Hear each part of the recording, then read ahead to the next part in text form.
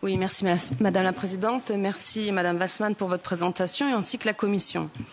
Moi, j'aborderai le sujet en 4 points. Déjà, je rappelle que la compétence santé n'est pas une compétence naturelle de la Commission, d'où en fait le déroulé de notre vision de ce dossier. Trouver l'équilibre entre les compétences au national et peut-être les futures compétences de l'Union européenne.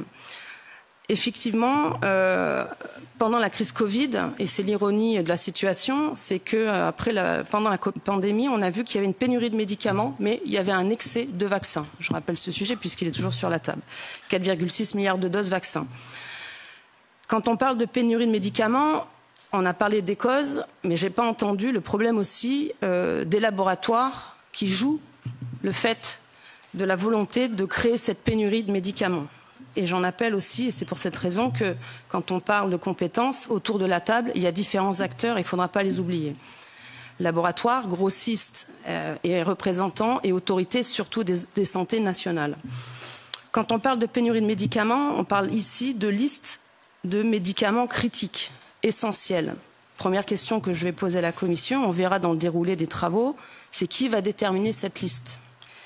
On sait très bien que beaucoup de laboratoires auront un impact et auront des intérêts financiers à jouer. Donc d'où l'utilité d'une transparence et de vérification de qui va définir cette liste, parce que je pense qu'il y aura beaucoup de pression. Ensuite, quand on parle de la stratégie, et j'entends ce que veut mettre en place l'Union européenne, on parle de soutien d'investissement, je veux bien, mais là aussi, une autre question qu'on a vue durant la crise Covid avec toujours l'histoire des vaccins, la question de la responsabilité des laboratoires. On veut bien soutenir les laboratoires, mais sans les exclure de responsabilité, notamment par un investissement réel, comme vous avez dit, avec des fonds à réorienter pour les dispositions des stocks. Donc je ne sais pas s'il y a eu, et je demanderai à la Commission, s'il y a eu des études d'impact pour qu'on voit plus près la différenciation entre les États membres qui ont déjà mis en œuvre une gestion pour contrer cette pénurie des médicaments. Donc on aborde ce dossier avec beaucoup de hauteur et on verra effectivement au fur et à mesure des échanges pour trouver cet équilibre, pour ne pas oublier les compétences nationales. Je vous remercie.